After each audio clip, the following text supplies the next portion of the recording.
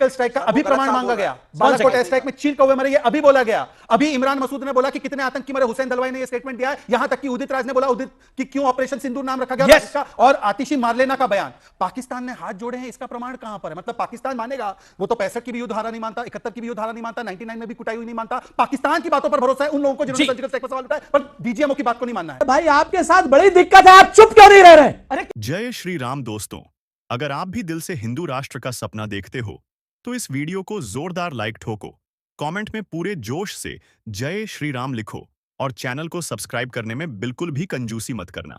अब आते हैं आज की जहरीली लेकिन जरूरी डिबेट पर। दोस्तों, आज की वीडियो में देखेंगे विवेक श्रीवास्तव को फिर से हमारी सेना से सबूत चाहिए, लेकिन इस बार शहजाद पूनावाला ने ऐसी धुलाई की है कि विवेक की साजिशें सबके सामने आ गई हैं। शहजाद ने न सिर्फ उसे तर्कों से पटका, बल्कि उसका दोहरा चेहरा पूरी तरह एक्सपोज कर दिया है। वीडियो के आखिरी हिस्से में बहस इतनी तेज हो जाती है कि विवेक खुद को संभाल नहीं पाता। तो वीडियो स्किप मत करना, क्योंकि सच्चाई की आग लास्ट तक जलती है। चलो वीडियो शुरू करते हैं। आइए देखते हैं। शांति, विवेक के बीच में नहीं बोले, ये किसी के बीच में नहीं बोले। Hold on. सर्जिकल स्ट्राइक का अभी प्रमाण मांगा गया, बालाकोट एयर स्ट्राइक में चीन कौवे मरे, ये अभी बोला गया। अभी इमरान मसूद ने बोला कि कितने आतंकी मरे, हुसैन दलवाई ने ये स्टेटमेंट दिया है। यहां तक कि उदित राज ने बोला उदित कि क्यों ऑपरेशन सिंदूर नाम रखा गया इसका, और आतिशी मारलेना का बयान। पाकिस्तान ने हाथ जोड़े हैं, इसका प्रमाण कहां पर है? मतलब पाकिस्तान मानेगा, वो तो 65 की भी युद्ध धारा नहीं मानता, 71 की भी युद्ध धारा नहीं मानता, 99 में भी कुटाई हुई नहीं मानता। पाकिस्तान की बातों पर भरोसा है उन लोगों को जिन्होंने सर्जिकल स्ट्राइक पर सवाल उठाए, पर डीजीएमओ की बात को नहीं मानना है। अरे सुधरो रे अभी तो। पर हमारे मैं जयराम रमेश कह रहे हैं, जयराम रमेश कह रहे हैं कि हमने ये सवाल उठाया कि प्रधानमंत्री और विदेश मंत्री क्यों नहीं देश और संसद को विश्वास में लेते हैं। अमेरिका की भूमिका क्या है, ये उनका प्रश्न है। ठीक है, ये उनका प्रश्न है। एंड दिस इज रेलेवेंट सवाल। मुझे 40 सेकंड दे दीजिए, 40 सेकंड्स। कल मेरे बड़े भाई सुरेंद्र राजपूत जी एक दूसरे चैनल के डिबेट में थे, और वहां पर हमारे राष्ट्रीय प्रवक्ता ने उनसे कहा कि सुरेंद्र भाई, एमईए पर, डीजीएमओ पर भरोसा नहीं कि किसी ने मध्यस्थता नहीं की, तो कम से कम चिदंबरम और थरूर जी पर आप भरोसा करो। थरूर जी का स्टेटमेंट है कि भारत के और पाकिस्तान के इस विषय पर कोई मध्यस्थता कोई देश नहीं कर सकता। तो तब सुरेंद्र जी ने ट्वीट करके बताया, क्या आपने कांग्रेस नेता शशि थरूर को अपना नया बाप बना दिया है? शशि थरूर को कल मीटिंग से भी हटा दिया गया, केवल इसलिए क्योंकि उन्होंने बोला ट्रंप की बातों पर भरोसा मत करो। आज जिनको इन्होंने बाप बनाया था, आज वो बाप पलट गए और बोल रहे हैं कि मैंने मध्यस्थता नहीं, मदद की। आज वो बाप खुल कर कह रहे हैं कि मैंने तो केवल मदद की थी, मैंने मध्यस्थता नहीं की थी। तो अब मैं कांग्रेस से पूछना चाहता हूं, सुन लीजिए, मैंने मैं अभी कांग्रेस से पूछना चाहता हूं, मैं अब कांग्रेस से पूछना चाहता हूं, और ध्यान से, ये मेरे शब्द नहीं है, मैं किसी के बाप की बात नहीं करता, क्योंकि मैं खुद अपने पिताजी को बहुत कम उम्र में खोया हुआ हूं। पर मैं पूछना चाहता हूं कि बाप बनाना वो होता है जब यूनाइटेड नेशंस में 1948 में आप कटोरा लेकर पटेल जी की बात न मानते हो कश्मीर को सौंप के आते हो। बाप बनाना वो होता है जब आप प्रेशर डालते हो लाल बहादुर शास्त्री पर और सोवियत यूनियन द्वारा ब्रोकर करवाते हो ताशकंद में डील। बाप बनाना वो होता है जब आईडब्ल्यूटी, जिस आईडब्ल्यूटी को हमने लात मारा है, उस आईडब्ल्यूटी को मध्यस्थता करने के लिए वर्ल्ड बैंक को लाते हो। बाप बनाना वो होता है, आपने तो शशि थरूर को अनाथ बना दिया। कल की मीटिंग से क्यों हटा दिया उनको? ठीक है, बताइए। एक मैं आप बोल सुरेंद्र राजपूत करो करता हूं। सुरेंद्र राजपूत, मेरा सीधा सवाल आपसे ये है, क्या आपको लगता है कि कांग्रेस पार्टी बाहर के लोगों पे ज्यादा बिलीव कर रही है, भारतीय सेना, भारतीय सरकार पे बिलीव नहीं कर रही है? क्या आपको लगता है कि इसका नुकसान आपको पहले भी हुआ है और आगे भी होगा? वाई, किस लिए? बोल। अमीश भाई प्लीज, जितने जाहिलाना और मूर्खतापूर्ण ये सवाल आपने दो किए हैं, इसका जवाब मुझे नहीं देना, नंबर एक। और नहीं, इसमें जाहिल वाली बात क्या है, इसमें मूर्ख वाली बात क्या है, मुझे समझ नहीं आई। आप जब पूछ रहे हैं तो आपको मूर्खता नहीं लग रही, अब जाहिल कौन है? क्या जयराम रमेश और पवन खेड़ा जाहिल है जो इस तरह की बातें कर रहे हैं? बताइए ना सर। या शरद राव पवार, आपने बोला नहीं। देखिए, मैंने आपसे बहुत आराम से, इत्मीनान से सवाल पूछा, आपने जो जवाब दिया उस जवाब का प्रति उत्तर है ये। सुन लीजिए, आप स्टूडियो में बैठे हैं, आपके पास सारे उपकरण हैं, आप जब चाहे बीच में बोल सकते हैं। अगर आपने कोई भी सवाल किया और मुझे वो जाहिल वाला सवाल लग रहा है, आप तो सुन लीजिए बड़े भाई। नहीं बताइए ना, जब सबूत नहीं, मैं तो आपसे हाथ जोड़ के पूछ रहा हूं, मैं तो आपको पूरा सम्मान करते हुए सवाल पूछ रहा हूं, मैंने तो आपको बिल्कुल जाहिल नहीं बोला। मैंने आपको बिल्कुल कुछ नहीं बोला, मैंने तो आपसे सवाल पूछा, आपसे इत्मीनान से सवाल पूछा कि आपको बिलीव भारत के लोग भारत की सरकार पर है या पाकिस्तान पर है, क्योंकि पाकिस्तान भी यही नैरेटिव चला रहा है जो कांग्रेस पार्टी नैरेटिव चला रही है। पाकिस्तान भी यही नैरेटिव चला रहा है कि अमेरिका लेकर आया, और कांग्रेस पार्टी भी यही नैरेटिव चला रही है। सही पकड़े हैं। अब बताइए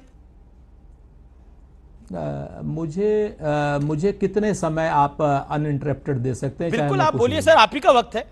आप देखिए हो क्या रहे, बस मैं आपको थोड़ा सा, अगर आप कोई होता क्या है कि आप लोग मूल रूप से एक बहस में आप मुर्गों की लड़ाई कराते हैं और उसके अलावा कुछ नहीं कराते, तथ्य नहीं आ पाते बहस में। पता नहीं मुर्गा बकरा बकरी पे आप क्यों जा रहे हैं, मैं तो सवाल पूछ रहा हूं आपसे। अरे भाई आपके साथ बड़ी दिक्कत है, आप चुप क्यों नहीं रह रहे? अरे कैसे चुप रहूंगा? आप मुर्गों की बात कर रहे हैं, आप कह रहे हैं मुर्गा। अरे कैसे चुप नहीं रहेंगे आपको मुर्गी अंडा मेहमान क्या दिखाई दे रहा है, और आप खाने का कुछ मन कर रहा है क्या? और आप यहाँ पर सिर्फ सुनाना चाहते हैं, आप सिर्फ गाली गलौज कराना चाहते हैं। कहाँ गाली गलौज आप कर रहे हैं? क्या चाहते हैं? मोहब्बत की दुकान आपने खोली है, गाली गलौज आप कर रहे हैं, गुस्से में भी आप है, मैं मुस्कुरा रहा हूँ। मेरे गुस्से में क्यों है? भारत जीता है भाई। अमीश देवगन इतना गुस्से में क्यों है? भारत जीता है। वर्ड ऑर्डर भारत की तारीफ कर रहे हैं, आपको गुस्सा क्यों आ रहा है? मेरे समय का सम्मान कीजिए। अरे महाराज आपका सम्मान है, समय का तो सम्मान है ही। समय का सम्मान करो। आप भी समय का सम्मान नहीं कर रहे हैं। अमीश देवगन और न्यूज चैनल की अगर ये भाषा है कि कांग्रेस को नहीं बोलने देना है, तो मुझे बुलाया क्यों? अरे क्यों नहीं बोलने देना है? कांग्रेस को देश का प्रमुख विपक्षी दल है, क्यों नहीं? अरे भाई लगातार आप 5 सेकंड में बोल जा रहे हैं। अरे आप 5 सेकंड में बोल जा रहे हैं, 2 मिनट का सवाल जा रहे हैं और 5 सेकंड मुझे डर है बकरी और बकरे पे न चले जाए। बिल्कुल जाऊंगा, क्योंकि आप मुर्गों की तरीके से लड़ा रहे हैं। आप नाराज हो रहे हैं, पे आइए। आप नाराज हो रहे हैं मुर्गे, मेरी बात, आप मुर्गे पे जा रहे हैं। नाराज नहीं, आप तो मुर्गा खाते नहीं है, मुझे पता नहीं है मुर्गा खाते हैं कि नहीं खाते। मैं फिर से कहता हूं, हमारे यहाँ सब शाकाहारी हैं अभी। मैं फिर से कहता हूं, बोलने दे मैं फिर से कहता हूं, हाँ आप मुझे पता है कि आप किसके भांजे हैं, किसके भतीजे हैं। अरे तो क्या हो गया? और वो मेरे साथ हर तरीके से बैठ के खाते हैं। इससे क्या हो जाएगा? किसके भांजे हैं, किसके भतीजे हैं, दुनिया को पता है। मांसाहारी मतलब कमाल की बात है इसमें, मतलब you are getting too personal. अब जवाब समझ नहीं आ रहा कि आप कहां जाए। मैंने आपके सम्मान ठीक रखिए। आपका निशाना भाजपा होनी चाहिए, मीडिया नहीं। एंकर का आपका निशाना क्यों है भाई? एक संपादक आपका निशाना क्यों है? बात तो सही है। चाइनीज गाइडेंस सिस्टम है। अगर भारतीय जनता पार्टी के कार्यकर्ता के रूप में न्यूज 18 का संपादक काम करेगा तो शहजाद पूनावाला को हम तो देश के कार्यकर्ता हैं, हम भारत वर्ष के कार्यकर्ता हैं, हम भारतीयता को प्रमोट करते हैं। खराब कर रहे हैं। मैं पाकिस्तान के एजेंडे में नहीं बसना चाहता, मुझसे मैं भारत को प्रमोट करता। सवाल का जवाब नहीं लेना चाहते। कर्नल दानवी भी तो मुझसे सवाल का जवाब, आपने सवाल किया, आपने क्या जवाब दिया? आप जवाब मुसीबत आपने खुद बुलाई, मुसीबत आपने खुद बुलाई, आप ही ने बुलाई ना। नहीं, मैंने जाहिर वाली बात बोली, तो जाहिर आपने शुरुआत खुद करी। शुरुआत मैंने नहीं करी, शुरुआत आपने खुद करी। जब पहला सवाल पूछा गया तो शुरुआत आपने करी। जब शुरुआत करेंगे तो पूरा सुनेंगे जवाब। ये अमीश सवाल में अगर जाहिलाना होगा तो जवाब किसने कब कहा? सेना के खुद ही लग रहे हैं वैसे, आप खुद ही लग रहे हैं वैसे जैसे आप बात कर रहे हैं। देखिए इतना समय मैं अपना बर्बाद नहीं कर सकता आपके ऊपर कि आप यही सब करते रहें। कभी मुर्गा चाहिए, कभी बकरा चाहिए, कभी बकरी चाहिए, कभी जाहिल चाहिए। ये सब प्रजातियां यहाँ नहीं मिलती। ये आर पार का कार्यक्रम है, ये सब प्रजातियां यहाँ मिलती नहीं है। जहां मिलती हो वहां जाइए। हो सकता है कोई दफ्तर हो जहां ये प्रजातियां सारी मिलती हो। मुर्गा, बकरा, बकरी, उल्लू सब मिलते हो वहां जाइए। ओके, सिद्धार्थ पूनावाला। जो भी देश के हित में बोलता है, चाहे वो थरूर हो, चाहे वो अमीश हो, वो भाजपा का एजेंट बन जाता है या उसको अपशब्द बोला जाता है। या थरूर साहब को तो कल मीटिंग से निकाल दिया गया। उसके ऊपर मैं जवाब चाहता हूं कि क्यों आपने एक विदेशी नेता को अपनी राजमाता राजबाप बना दिया और थरूर अपने सांसद को अनाथ बना दिया। तो उस पर कोई जवाब नहीं, उल्टा वो आप पे बरस पड़े। और मुर्गी, पता नहीं मछली, अरे सुअर, ये सब छोड़ो और टर्की पे बात करो। टर्की पर जब सवाल आया तो टर्की पर दोनों नेता इनके, पवन खेड़ा है नाम, जयराम रमेश, टर्की पर तो कोल्ड टर्की हो गए। बोला कि वी विल गेट बैक। अरे गेट बैक किया तो गेट बैक करने में कितना टाइम लगता है? कहां गेट बैक करेंगे साहब? 1947 से ये टर्की पाकिस्तान के तलवे चाट रहा है और पाकिस्तान उसके तलवे चाट रहा है। तो क्या कर दिया इन्होंने? नेहरू जी ने लिखा टर्की बहुत अच्छा देश है। 71 में जब उन्होंने सपोर्ट किया, क्या किया? 1988 में नेहरू जी की बात कर रहे हैं, अब नेहरू जी की नहीं, इसमें मुझे रोक रहा हूं। आप नेहरू जी की बात कर रहे हैं, देखिए नेहरू जी की आप बात कर रहे हैं, लेकिन भारत ने भी अभी उनके अर्थक्वेक मदद पहुंचाई। बिल्कुल, अब मैं बता काम है, अब इसमें नेहरू जी को नहीं लाना चाहिए, मेरा पॉइंट। मैं अपनी सरकार का भी अकाउंट बताता हूं। 10 सेकंड। अभी आज की आपका शो शुरू होने से पहले हो सकता है आपकी ब्रेकिंग खबर भी आ जाइए कि हमने टर्की के जो एयरपोर्ट मैनेजिंग सिस्टम था उसको पूरी तरह से समाप्त कर दिया है। क्या बात है?